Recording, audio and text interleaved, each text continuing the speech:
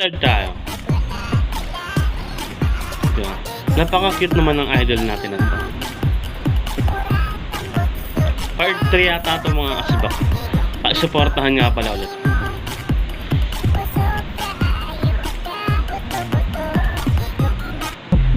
Next video natin. Napaka-cute naman talaga ng idol natin na to. Tuloy-tuloy na tayo mga kasbak. Next video natin.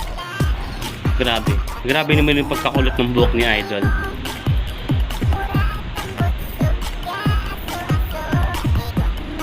Yeah.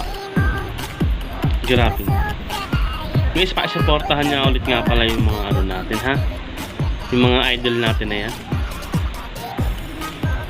Tuloy-tuloy na tayo.